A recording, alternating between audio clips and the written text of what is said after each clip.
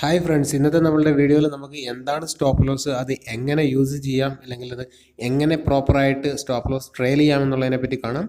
അതിനു മുമ്പേ എല്ലാവർക്കും ഒരിക്കൽ കൂടി ഓഹരി പഠനം മലയാളം ചാനലിലേക്ക് സ്വാഗതം.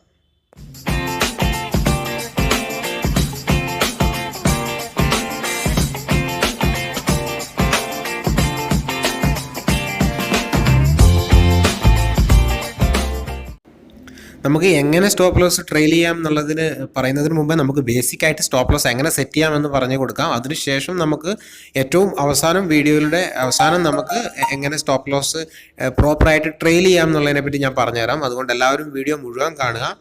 അപ്പം സ്റ്റോപ്പ് ലോസ് എന്ന് പറയുന്നത് നമ്മളൊരു ട്രേഡ് എടുത്തു കഴിഞ്ഞിട്ടുണ്ടെങ്കിൽ അത് നഷ്ടത്തിലോട്ട് പോകുകയാണെങ്കിൽ നമ്മൾ വിറ്റുമാറാൻ ഉദ്ദേശിക്കുന്ന പ്രൈസിനെയാണ് നമ്മൾ സ്റ്റോപ്പ് ലോസ് എന്ന് പറയുന്നത്, അല്ലെങ്കിൽ സ്റ്റോപ്പ് ലോസ് പ്രൈസ് എന്ന് പറയുന്നത്. സാധാരണ മാർക്കറ്റിൽ 3 തരത്തിലുള്ള ട്രേഡിംഗ് മെത്തേഡ്സ് ആണ് നമ്മൾ യൂസ് ചെയ്യുക. ഒന്ന് നമ്മൾ റിവേഴ്സൽ, രണ്ടാമത്തത് ബ്രേക്ക് ഔട്ട്, മൂന്നാമത്തെ നമ്മൾ പുൾ ബാക്കിൽ ട്രേഡ് ചെയ്യാറുണ്ട് ട്രെൻഡിനനുസരിച്ചിട്ട്.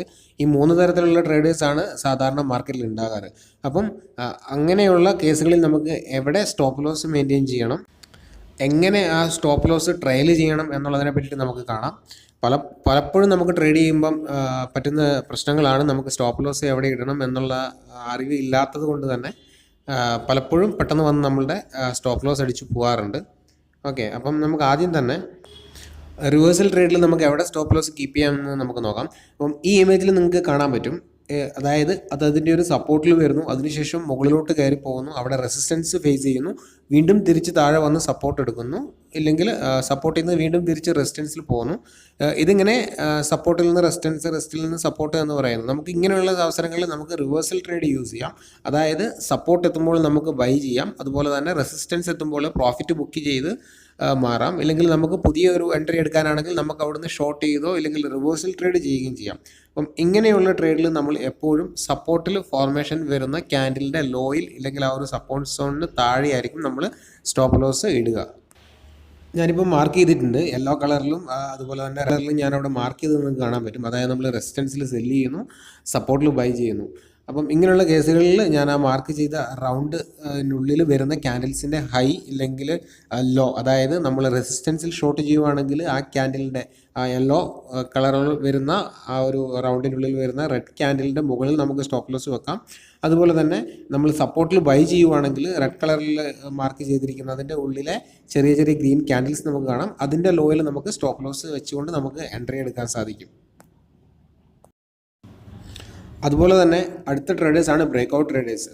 നമ്മൾ ബ്രേക്ക് ഔട്ട് ട്രേഡ് ചെയ്യുമ്പോൾ, അതായത് ഒരു സ്റ്റോക്കിൻ്റെ സ്പെസിഫിക് ആയിട്ടുള്ള ഒരു റെസിസ്റ്റൻസ് ഏരിയ ബ്രേക്ക് ചെയ്തുകൊണ്ടൊരു സ്റ്റോക്ക് മുകളിൽ പോകുമ്പം അവിടുന്ന് കൂടുതൽ ഹയർ സൈഡിലോട്ട് പോകാനുള്ള ചാൻസ് ഉണ്ട് എന്ന് വിചാരിച്ച് നമ്മൾ എൻട്രി എടുക്കാറാണ് പതിവ്.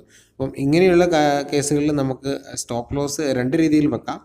ഒന്നെങ്കിൽ ഞാനിവിടെ മാർക്ക് ചെയ്തത് നിങ്ങൾക്ക് കാണാൻ പറ്റും, ആ ഒരു റെസിസ്റ്റൻസ് പോയിന്റ് ബ്രേക്ക് ഔട്ട് വരുന്ന അല്ലെങ്കിൽ ബ്രേക്ക് ഔട്ട് ചെയ്യുന്ന ആ ക്യാൻഡിലിൻ്റെ ലോയിൽ നമുക്ക് സ്റ്റോപ്പ് ലോസ് വെക്കാം.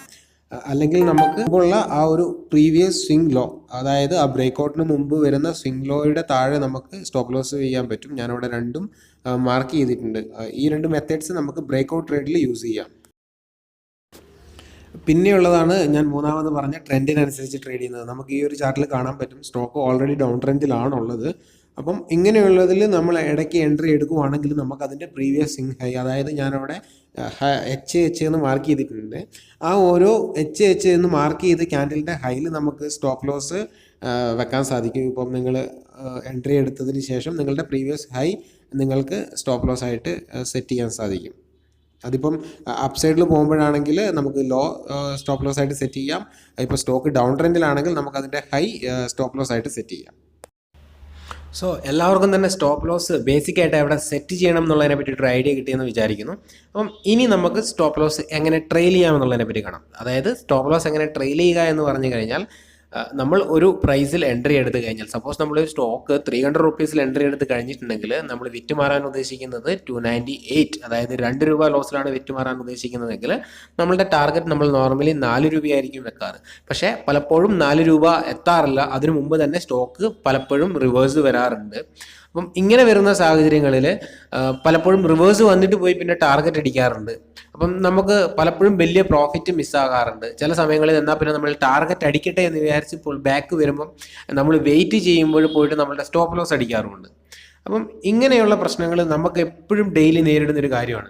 അപ്പം ഇതിൽ നിന്ന് നമുക്ക് എങ്ങനെ നല്ലൊരു ടെക്നിക്ക് യൂസ് ചെയ്തുകൊണ്ട് നമുക്ക് സ്റ്റോപ്പ് ലോസ് ട്രെയിൽ ചെയ്യാം, ഇല്ലെങ്കിൽ നമ്മുടെ സ്റ്റോപ്പ് ലോസ് എങ്ങനെ കയറ്റിക്കൊണ്ട് പോകാം എന്നുള്ളതിനെ പറ്റി നമുക്ക് നോക്കാം. ഈ ഒരു ഇമേജിൽ നിങ്ങൾക്ക് കാണാൻ പറ്റും, എൻ്റെ എൻട്രി ആദ്യത്തെ ക്യാൻഡലിൻ്റെ ഹൈ ബ്രേക്ക് ഔട്ട് നടന്നപ്പോൾ 300 രൂപ, എൻ്റെ സ്റ്റോപ്പ് ലോസ് എന്ന് പറയുന്നത് 297, അതായത് ആ ക്യാൻഡലിൻ്റെ ലോ. അപ്പോൾ 3 രൂപ എൻ്റെ സ്റ്റോപ്പ് ലോസ് ആണ്. എൻ്റെ ടാർഗറ്റ് സ്വാഭാവികമായിട്ടും റിസ്ക് റിവാർഡ് 1:2 ആയതുകൊണ്ട് തന്നെ 306 ആയിരിക്കും ടാർഗറ്റ്. പക്ഷേ സ്റ്റോക്ക് പ്രൈസ് 300-ൽ നിന്ന് 304-ൽ എത്തിക്കഴിയുമ്പോൾ എന്ത് സംഭവിക്കും? അത് അവിടുത്തെ ചെറിയ റിവേഴ്സൽ കാണിക്കാൻ തുടങ്ങും. അങ്ങനെയുള്ള സാഹചര്യങ്ങളിൽ ചിലപ്പോൾ നമ്മൾ പ്രോഫിറ്റ് ബുക്ക് ചെയ്യുവാണെങ്കിൽ നമുക്കറിയാം നമ്മളുടെ 1:1 നമുക്ക്, ഇല്ലെങ്കിൽ 1:1 മുകളിൽ ജസ്റ്റ് അച്ചീവ് ആയിട്ടുള്ളൂ. അതിന് കഴിഞ്ഞ പാടെ തന്നെ സ്റ്റോക്ക് പോയി നമ്മളുടെ ടാർഗറ്റ് അടിക്കുന്നത് നമ്മൾ കാണാറുണ്ട്. എന്നാൽ ഓക്കെ, നമുക്ക് ടാർഗറ്റ് അടിക്കുന്നതോടെ വരെ വെയിറ്റ് ചെയ്യാമെന്ന് വിചാരിച്ചു കഴിഞ്ഞാലോ ഇത് 304-ൽ പോയിട്ട് നേരെ വന്ന് നമ്മുടെ സ്റ്റോപ്പ് ലോസ് അടിക്കുകയും ചെയ്യും. അപ്പം അത് ഒഴിവാക്കാൻ വേണ്ടിയിട്ടാണ് നമ്മൾ സ്റ്റോപ്പ് ലോസ് ട്രയൽ ചെയ്യുന്നത്. അപ്പം സ്റ്റോപ്പ് ലോസ് ട്രയൽ ചെയ്യുമ്പോൾ എന്ത് സംഭവിക്കും?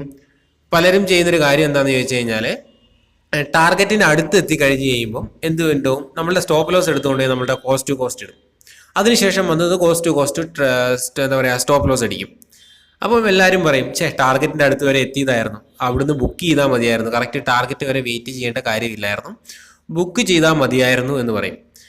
അപ്പം ഇങ്ങനെയുള്ള പ്രശ്നങ്ങളൊക്കെ ഒഴിവാക്കാൻ വേണ്ടിയിട്ട് ഈ ഒരു മെത്തഡ് യൂസ് ചെയ്താൽ മതി. എന്താണെന്ന് ചോദിച്ചു കഴിഞ്ഞിട്ടുണ്ടെങ്കിൽ 300 രൂപയ്ക്ക് മുകളിൽ, അതായത് നിങ്ങളുടെ എൻട്രി പ്രൈസിന് മുകളിൽ സ്റ്റോക്ക് കയറുവാണെങ്കിൽ അവിടെ നിന്ന്, അതായത് 300 രൂപയ്ക്ക് മുകളിൽ കയറി കഴിഞ്ഞു, ഇപ്പോൾ ഒരു 302, 303 ഒക്കെ എത്തി, അതായത് 1:1 അച്ചീവ് ആയി എന്ന് വിചാരിക്കുക. 1:1 അച്ചീവ് ചെയ്ത് കഴിയുമ്പം എന്ത് ചെയ്യണമെന്ന് വെച്ച് കഴിഞ്ഞാൽ, നമ്മളുടെ ടാർഗറ്റിലോട്ട് ഇനി എത്ര ഡിസ്റ്റൻസ് ഉണ്ടെന്ന് ചെക്ക് ചെയ്യാം. അതായത് ഈ ഒരു സ്റ്റോക്കിൻ്റെ കാര്യത്തിലാണെങ്കിൽ ഇപ്പോൾ 304 എത്തിയ എൻ്റെ സ്റ്റോക്ക്, 304 എത്തിയ സ്റ്റോക്ക് എൻ്റെ ടാർഗറ്റ് 306 ആണ്. അപ്പം 306-ലോട്ട് ഇനി 2 രൂപയുടെ ഡിസ്റ്റൻസേ ഉള്ളൂ.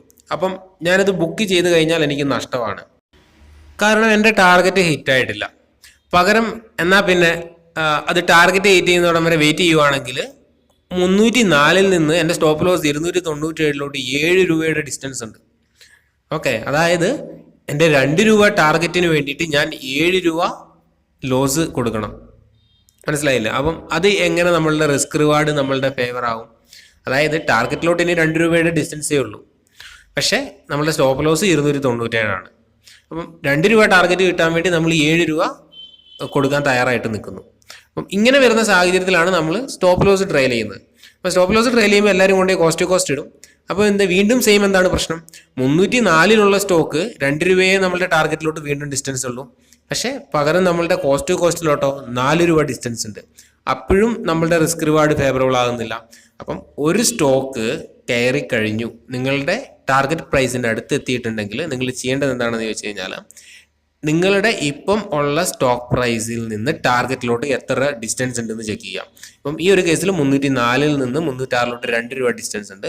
അപ്പം എൻ്റെ ട്രെയിലിംഗ് സ്റ്റോപ്പ് ലോസും എൻ്റെ 1:1 റിസ്ക് റിവാർഡ് ഫേവറും ഞാൻ വെക്കും. അതായത് 304-ൽ നിന്ന് ഞാൻ 302 സ്റ്റോപ്പ് ലോസ് കൊണ്ടുപോയി വെക്കും. അതെന്താണെന്ന് ചോദിച്ചു കഴിഞ്ഞാൽ, 304-ൽ നിന്ന് 306-ലോട്ട് 2 രൂപ ഡിസ്റ്റൻസ്, ഇല്ലെങ്കിൽ 304-ൽ നിന്ന് നേരെ താഴെ 2 രൂപ ഡിസ്റ്റൻസിൽ ഞാൻ എൻ്റെ സ്റ്റോപ്പ് ലോസ് കീപ്പ് ചെയ്യും. അതായത് അറ്റ്ലീസ്റ്റ് 1:1 റിസ്ക് റിവാർഡിലെങ്കിലും നമ്മളുടെ സ്റ്റോപ്പ് ലോസ് നമ്മൾ ട്രയൽ ചെയ്ത് കൊണ്ടുപോകണം. അല്ലാതെ നമ്മൾ 305-ലോ 304-ലോ നിൽക്കുമ്പോൾ കൊണ്ടുപോയി കോസ്റ്റ് ടു കോസ്റ്റ് ഇടരുത്. അപ്പോഴും നമ്മളുടെ റിസ്ക് റിവാർഡ് ഫേവറബിൾ അല്ല. 1 രൂപയ്ക്ക് വേണ്ടി നമ്മൾ 4-5 രൂപ കൊടുക്കാൻ തയ്യാറായിട്ട് നിൽക്കുകയാണ്. അപ്പം സ്റ്റോപ്പ് ലോസ് ഇനി മുതൽ ട്രയൽ ചെയ്യുമ്പോൾ എത്ര പ്രൈസ് നിങ്ങളുടെ ടാർഗറ്റിലോട്ടുണ്ടോ അത്രയും തന്നെ നിങ്ങൾ താഴോട്ട് വെക്കുക 1:1. അതായിരിക്കും എപ്പോഴും നിങ്ങൾക്ക് സ്റ്റോപ്പ് ലോസ് ട്രയൽ ചെയ്യുമ്പം ഏറ്റവും സേഫായിട്ടും എഫക്റ്റീവ് ആയിട്ടുള്ളൊരു മെത്തേഡ്. വീഡിയോ എല്ലാവർക്കും തന്നെ ഇഷ്ടമായി എന്ന് വിചാരിക്കുന്നു. ഇഷ്ടമായെങ്കിൽ ലൈക്ക് ചെയ്യുക. ആദ്യമായിട്ട് കാണുന്നവരാണെങ്കിൽ ചാനൽ സബ്സ്ക്രൈബ് ചെയ്യാൻ മറക്കണ്ട. അതുപോലെ തന്നെ ആർക്കെങ്കിലും അക്കൗണ്ട് ഓപ്പണിങ്ങിൻ്റെ ഭാഗമായിട്ട് എന്തെങ്കിലും ഡൗട്ട്സോ ഇല്ലെങ്കിൽ അക്കൗണ്ട് ഓപ്പൺ ചെയ്യുന്നതിനോ എന്നെ കോൺടാക്റ്റ് ചെയ്യാം. എൻ്റെ വാട്സപ്പ് നമ്പർ ഞാൻ ഡിസ്ക്രിപ്ഷനിൽ കൊടുത്തിട്ടുണ്ട്. ഓക്കെ, അപ്പം നിങ്ങൾക്ക് എന്താവശ്യമുണ്ടെങ്കിലും എന്ത് ഡൗട്ട്സ് ഉണ്ടെങ്കിലും ആ നമ്പറിൽ കോൺടാക്റ്റ് ചെയ്യാവുന്നതാണ്. അപ്പം എല്ലാവർക്കും ഒരിക്കൽ കൂടി താങ്ക്സ്.